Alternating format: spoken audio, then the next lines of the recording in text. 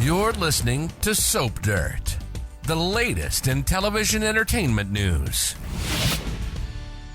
Hey, General Hospital fans, I've got your 2-week spoilers for December 1st through the 12th. We're going to talk about Sidwell striking a new target and Michael being really tempted. It's Belinda from Soap Dirt. If you're not following us, please reach down. Click that subscribe button. Let's jump right in on Monday, December 1st. We've got Trina absolutely stunned. Curtis may be brought in for questioning in Drew's shooting, and the PCPD might actually knock at the Ashford's door on Thanksgiving. So Kai is with Trina when she asks what she just heard someone say. So she may overhear something about her parents, or maybe it's about the cops coming to question her dad, Curtis. Plus, Jordan reassures Curtis they both have a lot to be thankful for. So it sounds like Jordan scores some time with Curtis on Thanksgiving, but of course we know Trina has vowed to shut that down.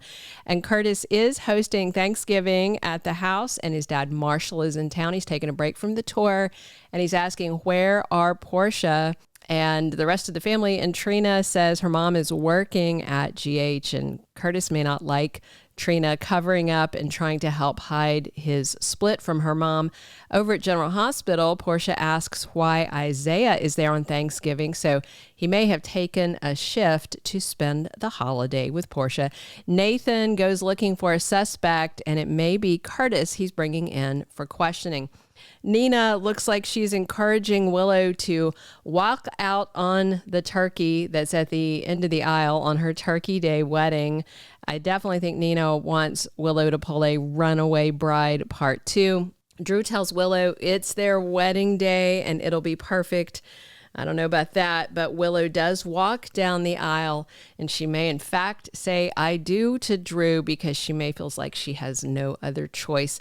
The Quartermaine family is celebrating Thanksgiving with Chase planning to cook, even though BLQ warned it will be an unmitigated disaster and that Chase is tempting fate because the Quartermaines, as we know, never get a turkey, and if Chase pulls one out of the oven, Outback might steal it. Gio is stunned to see who's at the door of the Quartermaine mansion, and could be Grandpa Ned there because Brook Lynn Quartermaine is very happy to have her dad, Ned, home this week. Looks like the cardiac crisis is over, at least for now. On Tuesday, December 2nd, we've got Brook Lynn supporting Gio, and this may be about Dante blaming their son for Rocco's arrest. So Michael is really tempted by an offer on Tuesday. It could be from Jacinda. It could be from Drew, because if he and Willow get hitched, of course, Drew thinks that'll look really good in custody court, and maybe Drew will make him an offer, do joint custody and you won't face a attempted murder charge. And Willow makes her choice. So this may be when we see if she says I do to Drew or she bails again.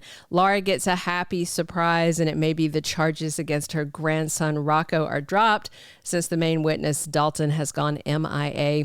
And something has Emma determined that it may be about Dalton, or it may be about what Drew did to Ned. Wednesday, December 3rd, we've got Laura opening up about something, and I wonder if she's going to tell somebody about Dalton's corpse being found in her trunk. Now, she knows she can trust Jordan, who is working for Sidwell, who, as we know, is the one who put said corpse in her trunk. So we'll see. That's the ultimate junk in your trunk thing. Somebody gets some tough love from Lulu on Wednesday, and it may be Dante about the heat that he's putting on Gio for the Rocco arrest. And Nina is quite distressed, so that's a scary red flag that Willow might have actually married Drew. Plus, Curtis reveals something on Wednesday, so he may have some concrete alibi that we haven't seen yet. If you remember, the day that Drew was shot, the night of it actually, Curtis was over at Alexis's house and they were discussing Drew and him coming after him and Portia. And Curtis did say he would do anything to protect his family, the same thing he repeated last week to his Aunt Stella. Of course, we don't know his exact location when Drew was shot. General Hospital implied that Curtis was with Alexis at the time, and if they weren't together at the time, That makes them both suspects. Emma and Gio take action. Looks like they're plotting again. Thursday, December 4th, we've got Sidwell flexing his power. Who is he taking aim at? It may be about Britt and demanding that she make progress before she faces the same fate that Dalton did. It could be about Sonny, could be about anybody. Somebody gets some reassurance from Jordan, and it may be Curtis again, but it could be Laura if Jordan is the one that she tells about Dalton being dead in her trunk. Britt tries to drink away her problems on Thursday. There's a lot of problems. There's the Sidwell issue, Jason issues, Rocco issues, her Huntington's disease. Molly is upset by something, and it may involve Cody, and Jason offers some wisdom. So it may be to drunk Britt. Friday, December 5th, we've got Kai there supporting Trina. They may have found out that the PCPD is looking at her parents, or that Portia is pregnant. Laura is haunted, obviously, by dead Dalton, and Sonny's cornered, could be by Sidwell.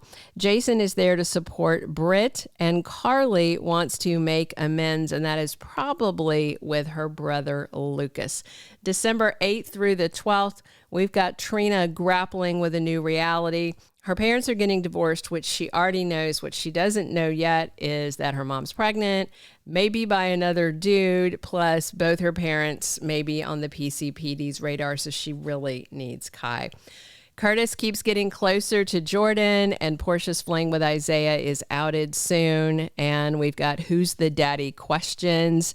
And when those crop up, that should have Curtis all in with Jordan. Britt starts to trust Jason. He's really got to prove himself to Britt, who is scared and spiraling. Laura continues to struggle with her Dalton secret. Drew is plotting revenge against Curtis, Michael, and others. However, Drew is going to be the target of some revenge efforts soon. Curtis and Portia may both have to give up their alibis. Chase is on top of this, and he's consulting with Alexis, who knows from Rick that Portia has a very strong motive to have shot Drew. So we're going to see various and sundry Quartermaines wanting revenge on Drew for leaving Ned to die, and also for hijacking the truck of heirlooms that Tracy packed up. We're going to have fallout from the Willow wedding. Either way, whether they say I do or don't, there is going to be fallout. And if she said I do to Drew, well, you know, he's ready to drop that fake testimony to bury Michael. Even if Willow gets custody of the kids, I could still see Drew dropping that fake dime on Michael just because Drew's hateful. Britt is terrified, and it may take a toll on her health. Stress is not good for Huntington's at all. Gio, BLQ, and Ned do some bonding, but Dante is on the outs, and I'm sure Brook Lynn is going to advocate for Dante, but his anger at Gio over the Rocco incident is a deal breaker. Plus, Gio actually agrees with the things his dad has said, and he told Sonny the other day that he doesn't think Dante wants to be his dad anymore. Thank you for being a loyal listener. Follow us wherever you get your podcast, because you don't want to miss the next episode. Soap Dirt is on all the major podcast platforms, including Apple Podcast, Spotify, iHeartRadio, and more.